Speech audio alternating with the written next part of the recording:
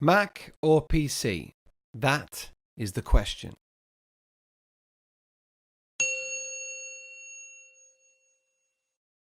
Welcome back, folks. Welcome once again to the cave. Whichever side I come down on this, I'm going to annoy someone. However, what I'm going to try and do is make my case and back it up with facts. It's not just going to be, I like this one because I've always known it and therefore it's safe. Nor is it going to be, oh, I'm going to go with this one because it's shiny and new and that means it's better.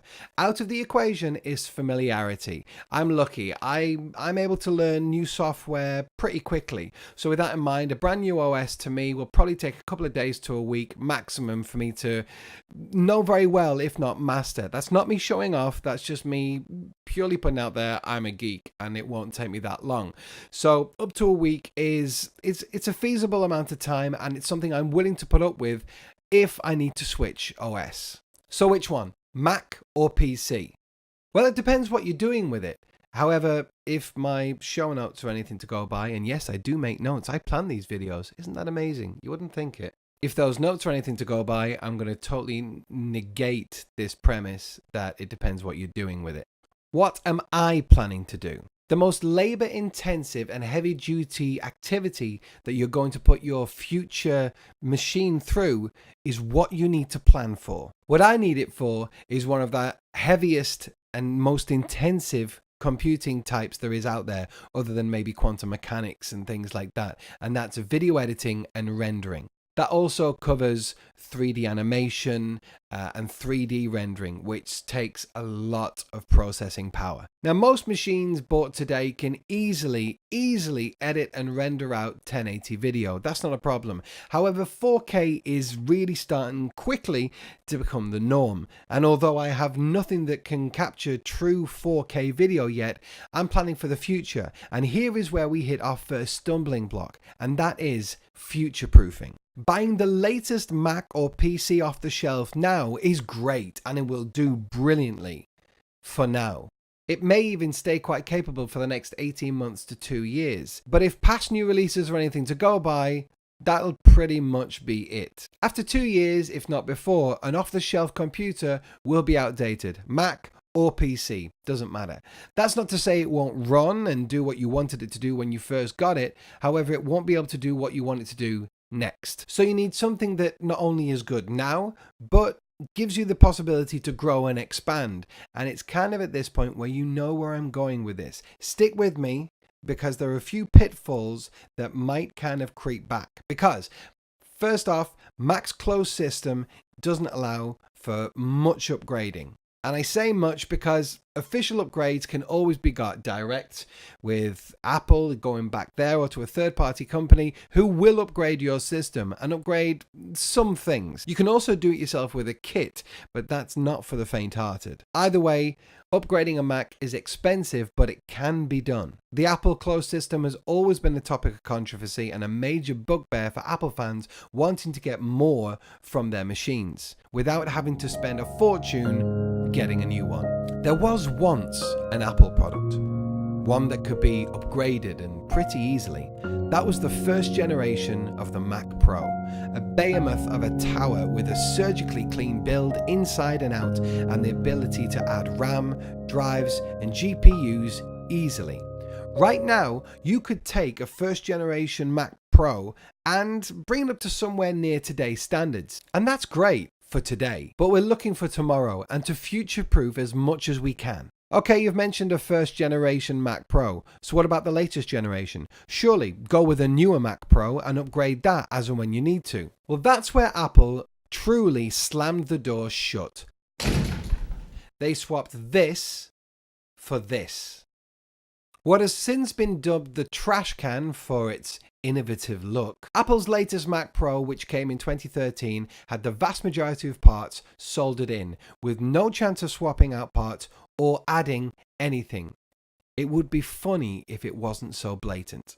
But off-the-shelf PCs and laptops are exactly the same. They solder CPUs and other parts to the motherboard. This is true. However, with the surge of custom PC building over the last decade, both by individuals and also dedicated companies that will build a custom machine for you, the opportunity to get just what you want and leave you room to grow has never been so attainable.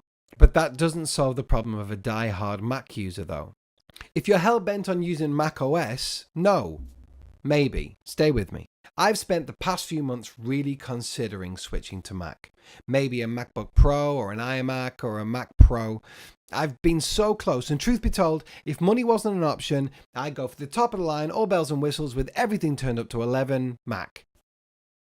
However, money is an option. Unless you've won the lottery, you're a business tycoon, or you have literally just millions and millions and millions, money is always going to be an option, and you'll always want to get the most you can for your money. The main programs that I use are creative ones, the Adobe Suites, Sony Vegas, etc., and I'm in a program most of the time. The operating system I'm in doesn't really matter. Yeah, okay, I've got to choose Command over Control or Alt over Option, but seriously, you can deal with that. The user experience of a particular program you're using is virtually the same regardless of what OS you're using. In years gone by, Macs were quicker rendering out video. Nowadays, not so much. And by not so much, I mean not at all. The correctly spec'd and built PCs nowadays can render out video just as fast, if not faster than Macs.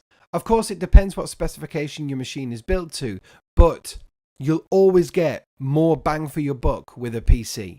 Listen, and I mean no offense by this, if you're more interested in what a machine looks like on the outside rather than what is on the inside and what it's capable of, great, you are Apple's demographic. When it all boils down, Apple products, in comparison to its competitors, are style over substance. They look slick. The new MacBook Pro looks amazing. You'll need a shit ton of dongles and connectors to do in it what you did on the previous versions, but it looks great. But I need a Mac to run Final Cut Pro, GarageBand, Logic Pro, etc. Yep, there are Mac-only applications, but take Final Cut. I mean, no, seriously, take it. If hype is to be believed, Final Cut Pro X is the best piece of video editing software you can use. But it isn't. Not even for beginners. Nor is iMovie, which used to be free and now it's not. Simple video editing on a Windows PC can easily be achieved by the still free Windows Movie Maker. Want something more advanced? Why not try Vegas Pro, Magix, Filmora, DaVinci Resolve, or even Premiere Pro? Yep, the editing program of the industry works beautifully on a capable Windows machine. But I need Logic, GarageBand, and Final Cut Pro, etc., etc. Fine, okay, you got me. Stick with Mac. No, you create a dual boot system where in startup you choose whether to open in Windows or Mac, build a Hackintosh, or run Mac OS on a virtual machine within your PC. Get yourself a Mac keyboard if the Option key is that important to you. I'm not saying you should do this. I'm just saying it's possible, and it's a good option if there are no other alternative programs. But in all seriousness, there are so many creative programs out there that are Windows compatible.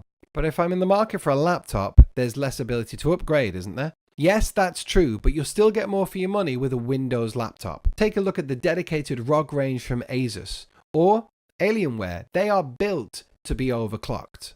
And the Dell XPS 13 features Thunderbolt 3, which supports some of the fastest data transfer speeds available. The latest MacBook Pro, which was released within the last month, doesn't have that. So what are my plans for 2017? PC. A custom built one. I'm not sure whether I'm going to build it myself or I'm going to get a reputable company to do it. Watch this space. There might be something in the pipeline come the new year. There's so many resources out there to get the exact PC you want now and for the future. Buying a Mac just doesn't make sense to me right now. That said, I'm not fully closing the door to Mac. I'll always look for what's best for what I can do and what I can afford. Once you get emotionally tied to an operating system, that's when they've got you and they can really start to take the piss. MacBook Pro Touch Bar, anyone? Anyone? Nope. Guys, I hope you've enjoyed this video. I'd love to know your opinion in the comments below or over on the Facebook page. If you found it helpful, smash that thumbs up. If you don't agree with me, rather than bashing the thumbs down, how about opening a conversation in the comments or again over on the Facebook page? I'd love to know your opinions, whether you agree with me, whether you don't. Either way, thanks so much for watching, guys. If you're not subscribed, consider subscribing to the channel and I'll see you on the next one.